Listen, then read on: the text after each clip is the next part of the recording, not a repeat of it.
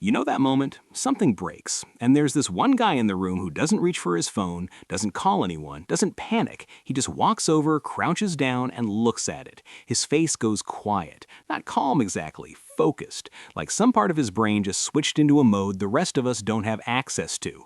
That moment is worth understanding, because what's happening in his head right now is genuinely fascinating. Hey, welcome back. Today we're going to pull that moment apart. The psychology, the identity, the emotional wiring behind men who know how to fix everything. And I promise you, by the end of this, you're going to see that guy, maybe your dad, maybe yourself, completely differently. There's more going on under the hood than you think. No pun intended. Okay, pun fully intended. Let's go. When a man who spent years working with his hands approaches a broken machine, he's not running through a checklist. He's listening, he's pressing, he's feeling for vibration, noticing a smell, reading something in the resistance of a bolt that most people would never even register. And here's the wild part. He often can't tell you exactly how he knows what he knows. Ask him, and he'll probably say something like, "It just felt off." He's not being mysterious, he's being accurate. Researchers call this embodied cognition, the idea that knowledge can live in the body, not just the brain, below the level of language, built through repetition and failure and thousands of small moments where his hands learned something his words never could.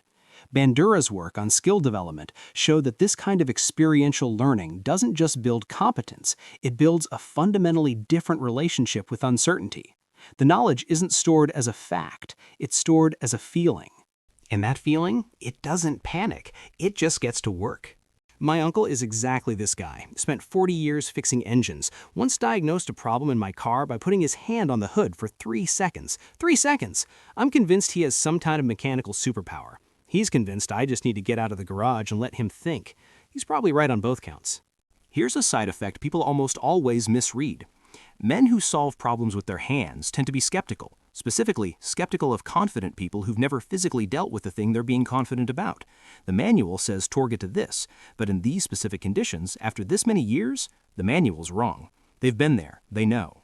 From the outside, this looks like stubbornness. Sometimes it looks like arrogance, but what it actually is, and this is the part we're sitting with, is an epistemology, a way of deciding what counts as real knowledge. And it was built not in a classroom, but in the specific gap between what someone told them and what actually turned out to be true. There's a reason these men tend to be unusually patient with slow processes and deeply suspicious of anything that promises fast results. Mechanical work taught them something that most of the digital world actively fights against. That sequences matter, that corners come back to haunt you, and that real problems don't care about your timeline. Now here's the most underrated piece of this whole thing. Most men who operate this way didn't figure it out alone. Somewhere along the line there was someone else, a father, a grandfather, an older neighbor who said almost nothing but handed them a tool and waited. No lesson plan, no curriculum, just here, try it. What was being passed down wasn't technical skill, or not only that, it was a relationship to difficulty, a way of being with a problem that didn't involve walking away from it. And when a skill is learned through a relationship like that, it carries emotional weight that no YouTube tutorial can replicate. Research on how expertise develops, including work by K. Anders Ericsson on deliberate practice, consistently shows that skills embedded in emotionally meaningful contexts are retained differently. They don't just sit in memory as information, they become identity. So ask yourself, what's the difference between a skill you learned from a course and a skill someone you loved showed you in person? The answer is already in your chest. That's the point. That's why these men don't think of fixing things as something they do.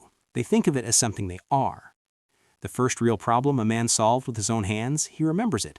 Not always the problem itself, but the feeling, the specific silence that followed when it finally worked, who was standing next to him, what it proved about him.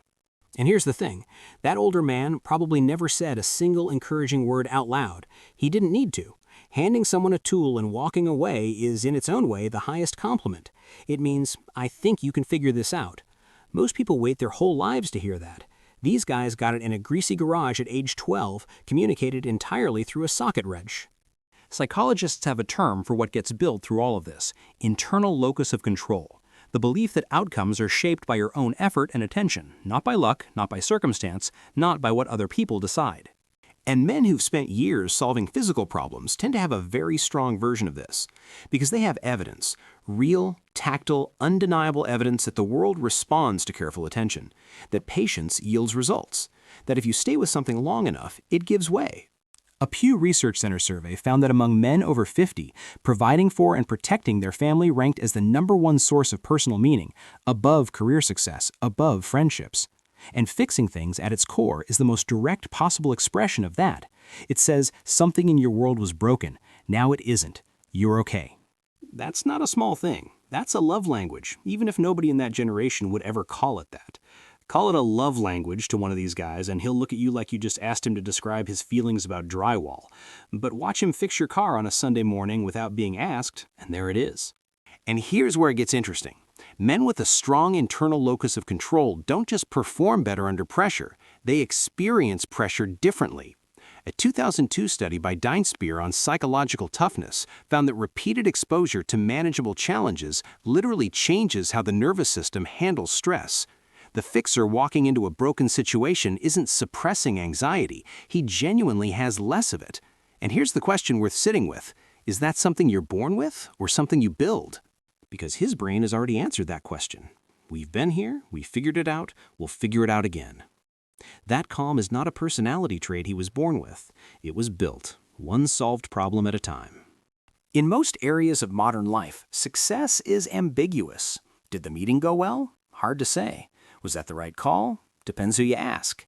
We live in an ocean of subjective evaluation and uncertain outcome. And for a lot of men, that ambiguity is quietly exhausting. But something that was broken and now works, that's not a matter of interpretation. The feedback is absolute. And for men who spend most of their time in environments where nothing is ever fully resolved, that clarity isn't just satisfying, it's stabilizing. This is why a man who's overwhelmed doesn't always talk about it. He goes and works on something. He finds a bounded problem with a knowable solution. He rebuilds, in miniature, the experience of competence that the rest of the week may have taken from him. What looks like avoidance is actually a psychological reset. Research tells us that more than 3/4 of young men who are struggling with their mental health don't seek help. They don't believe they need it. They're isolated in a way previous generations weren't, handed a digital world designed for engagement, not development. So what's actually missing? Not information, not access. The experience of physical difficulty, patient effort, and a problem that answers honestly to your own hands. We built generations of men in garages, on farms, and workshops. The feedback was real, the results were clear, the identity was earned, and nobody had to call it self-development because it was just called Saturday. The question isn't whether you know how to fix something with your hands, it's whether you've built any context in your life where the feedback is honest, where effort has a direct consequence, where you are the one responsible for the outcome.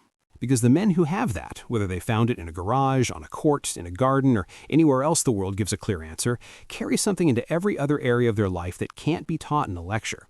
We've been talking about tools and machines and garages this whole time, but that was never really what any of this was about. Strip away the grease, the wrenches, the engines, strip all of it away, and what you're left with is one thing. It was never about fixing things, it was always about knowing deep down that you can. If this one hit home, share it with someone who has that guy in their life. And if you're not subscribed yet, now's a good time. We go this deep every single week. I'll see you in the next one.